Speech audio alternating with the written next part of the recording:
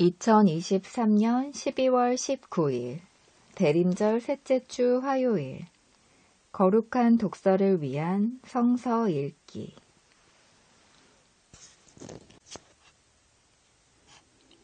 시편 125편 주님의 백성은 안전하다.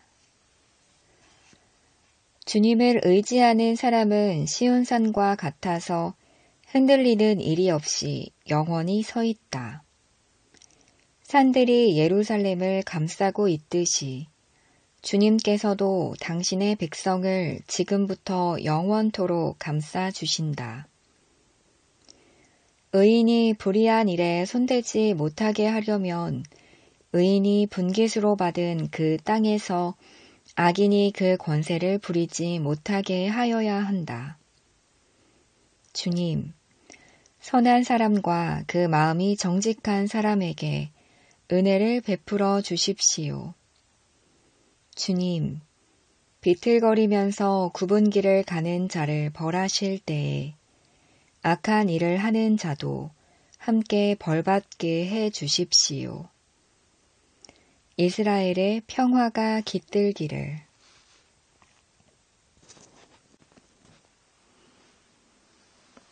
제1독서 열왕기하 2장 엘리야가 승천하다. 요단강 맞은 쪽에 이르러 엘리야가 엘리사에게 말하였다. 주님께서 나를 데려가시기 전에 내가 너에게 어떻게 해주기를 바라느냐. 엘리사는 엘리야에게 스승님이 가지고 계신 능력을 제가 갑절로 받기를 바랍니다 하고 대답하였다. 엘리야가 말하였다.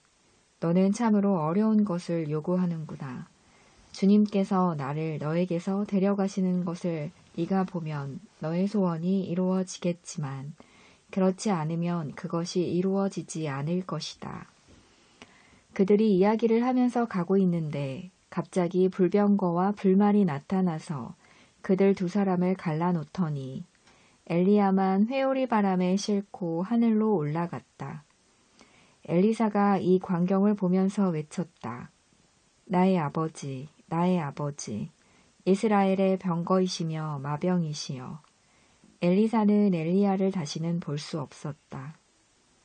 엘리사는 슬픔에 겨워서 자기의 겉옷을 힘껏 잡아당겨 두 조각으로 찢었다.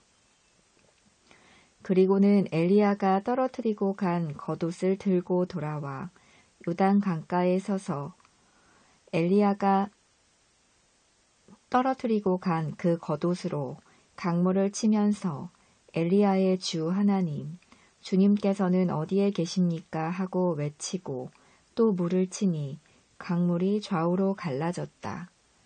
엘리사가 그리로 강을 건넜다. 그때 여리고에서부터 따라온 예언자 수령생들이 강 건너에서 이 광경을 보고는 엘리야의 능력이 엘리사 위에 내렸다 하고 말하면서 엘리사를 맞으러 나와 땅에 엎드려 절을 하였다. 그리고 엘리사에게 말하였다. 보십시오. 여기에 선생님의 제자들이 50명이나 있습니다. 우리들은 모두 힘 있는 사람들입니다. 우리들을 보내셔서 선생님의 스승을 찾아보도록 하십시오. 주님의 영이 그를 들어다가 산 위에나 계곡에 내던졌을까 염려됩니다. 그러나 엘리사는 보낼 필요가 없다고 말하였다. 그러다가 그들이 하도 성가시게 간청하자 엘리사는 사람을 보내어 엘리야를 찾아보라고 하였다. 그러나 그들이 사람 50명을 보내어 사흘 동안 찾아보았으나 엘리야를 발견하지 못하고 여리고에 머물고 있는 엘리사에게로 돌아왔다. 엘리사가 그들에게 말하였다. 내가 너희들에게 가지 말라고 하지 않더냐. 엘리사의 기적. 그 성읍 사람들이 엘리사에게 말하였다. 보십시오. 선생님께서도 보시는 바와 같이 이 성읍이 차지하고 있는 자리는 좋지만 물이 좋지 않아서 이 땅에는 사람들이 아이를 유산합니다. 그러자 그는 새 대접에 소금을 조금 담아 가지고 오라고 하였다. 그들이 그것을 가져오니 엘리사는 물에 근원이 있는 곳으로 가서 소금을 그곳에 뿌리며 말하였다. 주님께서 이렇게 말씀하신다.